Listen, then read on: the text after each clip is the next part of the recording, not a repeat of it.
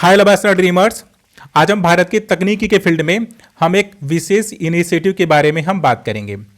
देखिए, भारत ने चाइना के 59 एप्लीकेशन को बैन कर दिया। अब उन 59 एप्लीकेशन का जो इम्पैक्ट पड़ा इंडिया के ऊपर, अचानक से टिकटॉक पे जो लोग वीडियोस अपलोड किया करते थे, जो उसके स्टार हुआ करते थे, तो अचानक सब वो पूरी तरह से प्लेटफॉर्म का ही हट जाना उनके लिए तो ड्रॉबैक था ही।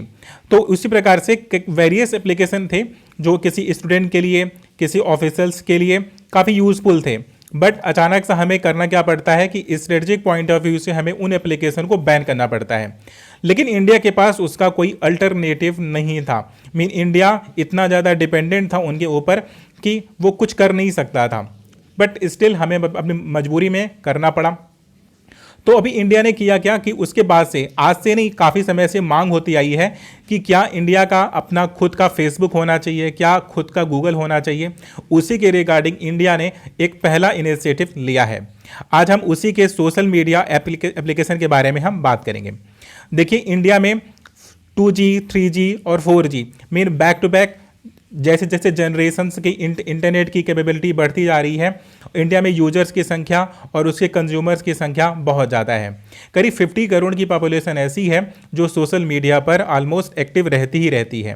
अब इतनी बड़ी पॉपुलेशन है, वो एक्टिव है सोशल मीडिया पर, वो अपने पर्सनल फ़ोटोज़ शेयर करते हैं, अपने डेटाबेस को शेयर करते हैं, वो क्या कर रहे हैं, कैसे कर रहे हैं। इवन जो सोसाइटी है, कह रहे हैं, एक तरह से पैरेलली सोशल मीडिया पर रन कर रही होती है। जिस प्रकार से लोग डिसरेस्पेक्ट में सोसाइटी में अपनी इज्जत को बरकरार करने के लिए तमाम तरह के इनिशिएटिव लिया करते हैं, कह रहे उसी प्रकार से अभी एक पैरेलल एक पूरी सोसाइटी डेवलप हो चुकी है जहां पर लोग अपनी इज्जत को, लोग अपने रेस्पेक्ट को काफ़ी वैल्यू देते हैं। बट इन सारे प्लेटफॉर्म का जो ओनरशिप है, कह रहे वो इंडिया में नहीं है। इवन जो उसका डेटाबेस है, कह रहे वो भी इंडिया में नहीं है, वो इंडिया के बाहर होता है।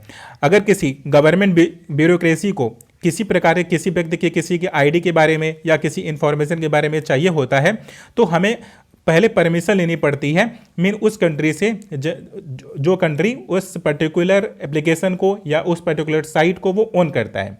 जैसे अगर फेसबुक से किसी का डेटा चाहिए तो गवर्नमेंट ऑफिशियल डायरेक्टली वो डेटा नहीं ले सकते हैं, उन्हें सबसे पहले परमिशन लेनी होती है। हालांकि अमेरिका के द्वारा जो ओरिजिन कंट्री है उसके द्वारा ये आश्वस्त किया गया है कि आपको किसी भी क्रिमिनल केस में या किसी भी जेन्युइन केस में आपको किसी भी प्रकार के डेटा की आवश्यकता होगी, चाहे वो फेसबुक होगा, चाहे वो ट्विटर होगा, कह रहे हैं दे विल प्रोवाइड यू। आपके कैसे भी कंसर्न होंगे, चाहे वो व्हाट्सएप के साथ हो, चाहे किसी भी सोशल मीडिया प्लेटफॉर्म के साथ हो, पहले आपको हमें अवगत कराना होगा, उसके बाद हम उसके रिगार्डिंग क्या करेंगे, आपको हम वो सूचना हम दे देंगे। बट ऐसा होता नहीं है। यूजुअली आप छोटी छोटी चीज़ों के लिए आप किसी से अगर परमिशन लोगे तो आपकी जो मॉनिटरिंग स्किल होती है, जो आपका रेगुलेटिंग पावर है, कह रहे वो वीक होती है। ठीक है, तो इंडिया ने जब 59 एप्लीकेशन को बैन किया था तो उसके पास किसी भी प्रकार का कोई बैकअप नहीं था। लेकिन अभी इंडिया कर क्या रहा है कि एक पैरेलल अपना बैकअप तैयार कर रहा है, जिस प्रकार से फेसबुक पर और ट्विटर पर और इवन जो काफ़ी वीडियो शेयरिंग जो एप्लीकेशंस हैं, कह रहे हैं वो उन सभी एप्लीकेशन को मिला करके इंडिया ने अपना खुद का एक सोशल मीडिया एप्लीकेशन लॉन्च किया है। आज 5 जुलाई है। 5 जुलाई को भारत, चूँकि आज गुरु पूर्णिमा भी है, तो जो धर्मगुरु हैं हमारे श्री श्री रविशंकर और वाइस प्रेसिडेंट वेंकैया नायडू, इन दोनों की उपस्थिति में वेंकैया नायडू ने इस एप्लीकेशन को लॉन्च किया। सोशल मीडिया एप्लीकेशन पे क्या ये फेसबुक का सब्स्टिट्यूट हो सकता है, किसने इसे बनाया है, राइट? तो उस पर एक वेरियस क्वेश्चंस रेज हो रहे हैं। कह रहे हैं कि जिस प्रकार से प्राइवेसी का वायलेशन अदर कंपनीज करती हैं, जैसे फेसबुक हो गया, गूगल हो गया, हमें अक्सर सुनने को मिलता है कि वो डेटा को चोरी कर ले रहे हैं।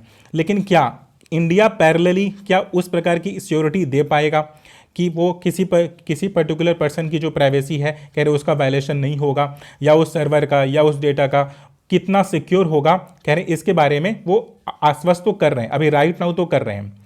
अब सबसे बड़ा सवाल ये खड़ा होता है कि ठीक है कि इंडिया ने लॉन्च तो कर दिया, लेकिन इस एप्लीकेशन को बनाया किसने है, इस एप्लीकेशन को क्रिएट किसने किया? क्या ये गवर्नमेंट ओन करती है? बिल्कुल भी नहीं।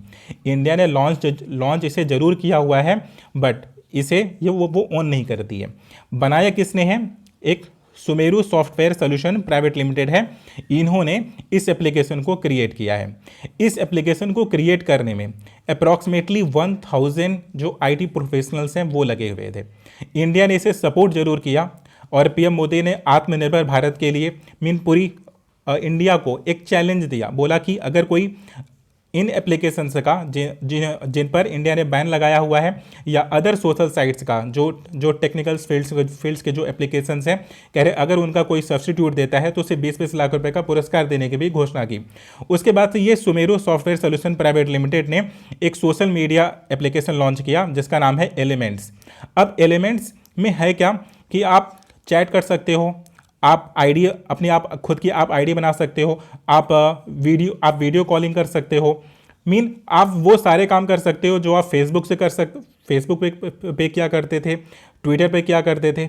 बेसिकली एक प्रकार का सारे एप्लीकेशन को मिला करके, सारे एप्लीकेशन के फीचर को मिला करके इस एलिमेंट्स में डाल दिया गया है कि अगर आपकी ज़रूरत है वीडियो कॉलिंग करने की तो आप वीडियो कॉलिंग करिए, अगर आपको वॉइस कॉल करना है तो आप वॉइस कॉल करिए, अगर आपको मैसेज या फ्रेंड रिक्वेस्ट या आपको अपना फ्रेंड सर्कल बढ़ाना है तो आप वो सारे काम कर सकते हो इस एलिमेंट्स एप्लीकेशन के ऊपर। बेसिकली कोशिश की गई है कि उन सारे एप्लीकेशन का सब्स्टिट्यूट इस एक एप्लीकेशन में डाला जा सके, राइट।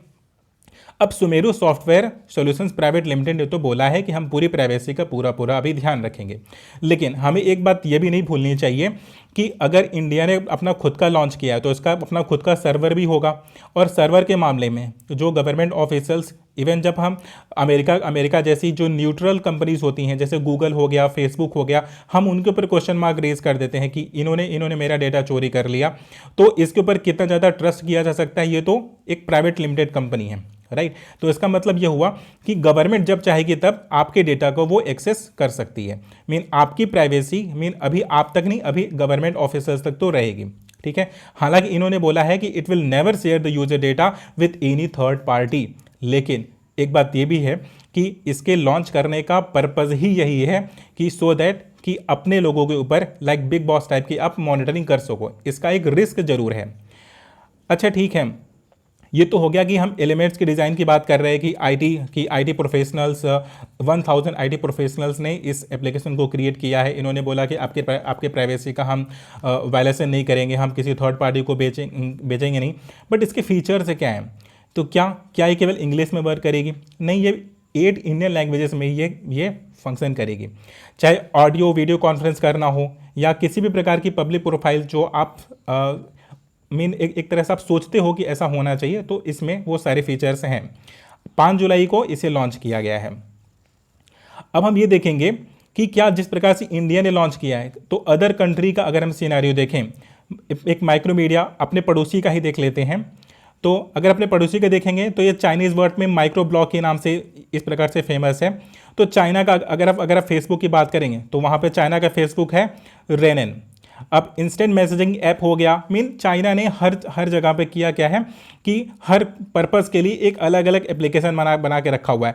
ब्लॉग बनाना है तो उसके लिए अलग एप्लीकेशन है, वीडियो शेयरिंग है तो उसके लिए अलग एप्लीकेशन है, और अगर आपको चैट करना है तो वी चैट है। तो तमाम तरह का उन्होंने एप्लीकेशन डेवलप करके रखा हुआ है। लेकिन इंडिया ने इसके उलट किया क्या कि इन सारे फीचर को एक ही एप्लीकेशन में डालकर रखा हुआ है। एक तो हमने चाइना की बात की कि इंडिया के अलावा कि चाइना ने क्या करके रखा हुआ है, इंडिया से पहले करके रखा हुआ है। लेकिन अगर जापान की बात करें तो जापान में भी अपना उनका खुद का एप्लीकेशन है लाइन। वो अमेरिका की जो ओरिजिन कंपनीज़ हैं कह रहे हैं उनके पर बहुत ज़्यादा वो रिलाई नहीं करते हैं। अगर आप शेयर देख लो तो लाइन को सबसे ज़्यादा यूजर्स जापान में लाइन के हैं, उसके बाद ट्विटर के हैं, उसके बाद इंस्टाग्राम के, उसके बाद फेसबुक और टिकटॉक का नंबर आता है। जबकि अगर आप इंडिया की बात करोगे तो ये टिकटॉक और फेसबुक ये टॉप मोस्ट पोजीशन पर रन करते हैं। एक अच्छा इनिशिएटिव है, गवर्नमेंट ने इसे लॉन्च किया है। अब ये देखने वाली बात होगी कि ये किस प्रकार से फंक्शन करता है। अब इसकी जेन्युइनिटी के बारे में ये बताते हैं कि अभी 2 महीने से इस एप्लीकेशन को यूज किया जा रहा है और करीब 2 लाख लोग इस एप्लीकेशन को अभी भी रन करा रहे हैं और ये प्रॉपर तरीके से फंक्शन कर रहा है। अब ये देखने वाली बात होगी कि आगे इसका क्या होता है, इसके सर्वर में या इसकी हैकिंग में या इसके डेटा की सिक्योरिटी के बारे में हमें आगे सूचनाएं मिलेंगी। अभी तो ये तुरंत लॉन्च ही हुआ है, राइट। तो अभी तक की केवल इतनी सी इन्फॉर्मेशन थी। Stay tune, stay place. Thank you for watching the video.